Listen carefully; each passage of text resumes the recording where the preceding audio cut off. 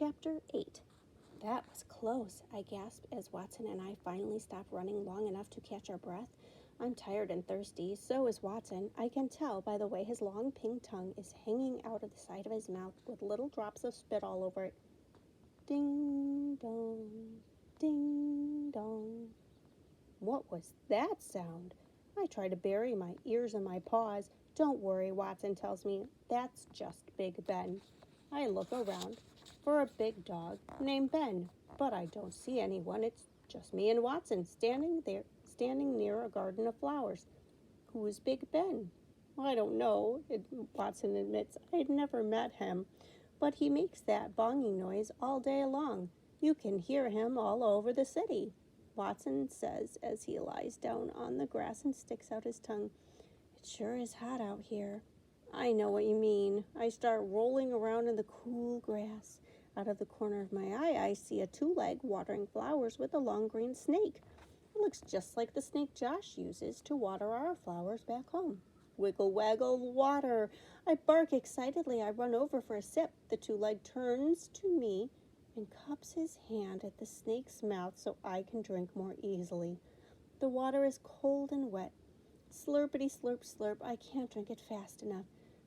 Sparky, Watson barks nervously. Get away from him. He could be from the pound.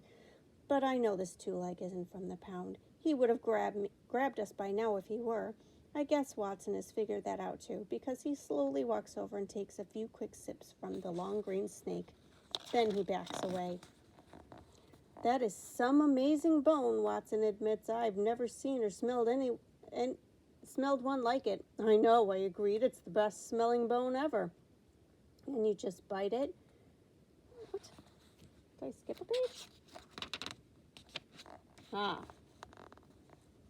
It makes me sad to see Watson so afraid. I can't imagine what it's like not to trust any two-leg. But I guess it's because Watson never had a two-leg to love him the way Josh loves me. Are we near the Queen's house? I asked Watson. Watson looks around. Not far, he says. Wiggle, waggle, whoopee! My happy tail starts dancing again. Watson and I are almost home. Watson sets off, and I follow. There it is, I tell Watson. There's the duck sign and the tree. Diggity dig dig. It's right where I buried it. I bark excitedly as the magic bone appears in the dirt. That is some amazing bone, Watson admits. I've never seen or smelled one like it. I know, I agree. It's the best smelling bone ever. And you just bite it, and the next thing you know, you're somewhere else? Watson asks me. I nod my head. We just have to make sure we both take a bite at the exact same time so we can go home together. Home. The word makes me feel tingly all over. You're going to love home, I tell my new friend. There's always plenty of food and water. And Josh. Josh is the best part. Just then, I hear footsteps coming up behind us. I grab the bone and dart into the bushes. It could be the dog catcher. I figure Watson must be right behind me, but he's not. He's where I left him, staring at the two legs who are walking toward him. He doesn't seem scared. Maybe it's because it's easy to tell that these two legs aren't dog catchers. One of them is too little. The bigger two-leg looks like she could be his mommy. I watch from the bushes as the little two-leg walks over and gently reaches out his hand to Watson. Watson looks up at him, but doesn't move. The mommy two-leg said something that I don't understand, but she doesn't sound mad or mean. She sounds nice. Watson's tail must think that she sounds nice too because it starts to wag. Watson walks over to the little two-leg and lets him pet his head. A minute later, the mommy two-leg scoops Watson up in her front paws.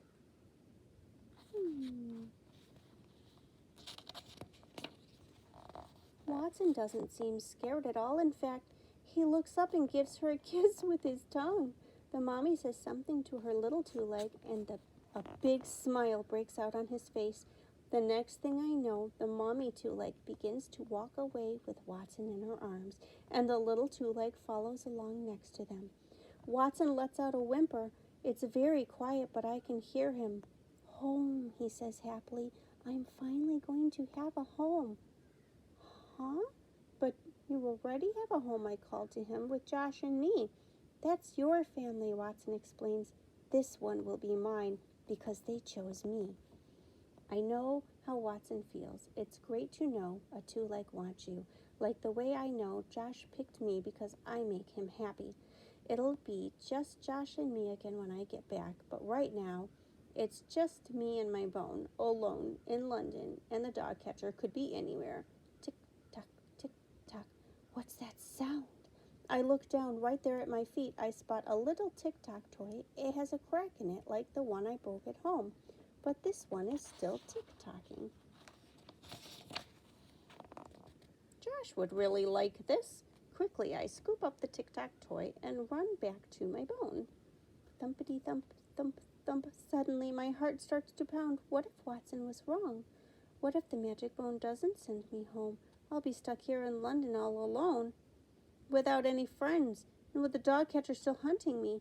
There's only one way to find out. I have to take a bite. Chomp. Wiggle, waggle. Whew! Suddenly, I feel dizzy. Like my insides are spinning all around, but my outsides are standing still. Stars are twinkling in front of my eyes, even though it's daytime, and all around me I smell food, fries, chicken, salmon, roast beef, but there isn't any food in sight. I wait for the big boom, the boom that makes me feel like I want to run and hide, the boom that makes me feel like I want Josh to hold me tight, the boom that just might take me home. Kaboom, kaboom, kaboom. The kabooming stops just like that. The loud, scary sound is gone. Slowly, I look around. There's my tree, my fence, and best of all, my house. It's not big or made of stone like the Queen's home, but it's all mine, mine and Josh's. Watson was right. The magic bone has brought me home again. I wonder what Josh would do if he saw my magic bone. Would he take a bite? And if he did, where would he go? What if he didn't know how to get back to me?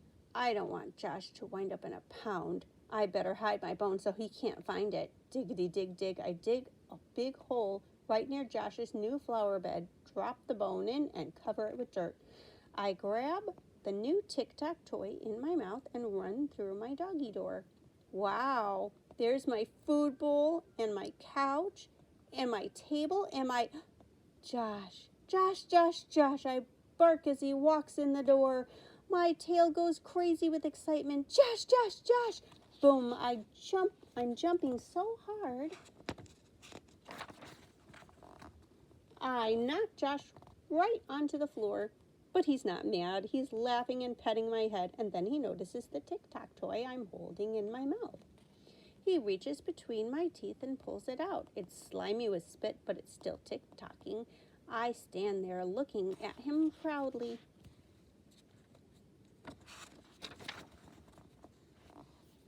Josh stares at the tic-tac toy, and then he stares at me. I wish I could tell him where I found the toy. I wish I could tell him about London and Watson and the Bulldog boys, but Josh doesn't speak dog, and I don't speak two-leg. So for now, all I can do is let Josh know how happy I am to be home. I don't need words for that. All I have to do is give Josh a couple of good licks to the face. Slurpity slurp slurp. Fun facts about Sparky's adventure in London.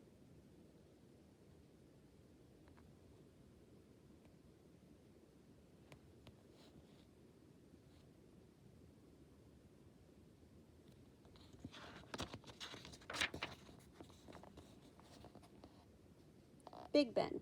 Big Ben is the nickname for the bell in the tower at the Palace of Westminster. The clock has been telling time in London since 1859. There are 4 quarter bells in the tower that ring every 15 minutes, which is a quarter of an hour. But Big Ben chimes only once an hour. Big Ben weighs 13.5 tons, which is about the weight of a small elephant.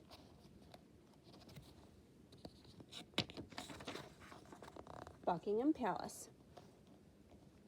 Buckingham Palace is the official home of Britain's Queen Elizabeth II. There are 775 rooms in the palace, including 52 royal and guest bedrooms and 78 bathrooms. It also has its own post office, movie theater, doctor's office, and swimming pool.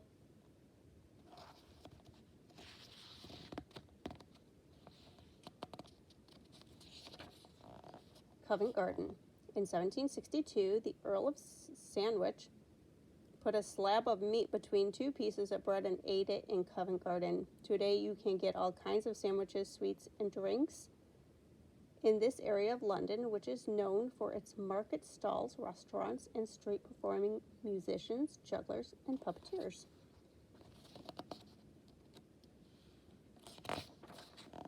The Queen's Garden.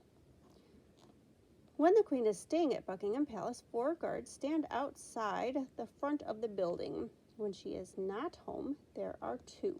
Traditionally, the Queen's guards do not move. They are required to stand perfectly still for 10 minutes at a time and then march up and down in front of their small sentry boxes. The furry black hats worn by the guards are made of bear skin and stand 18 inches tall. That is pretty tall for a hat.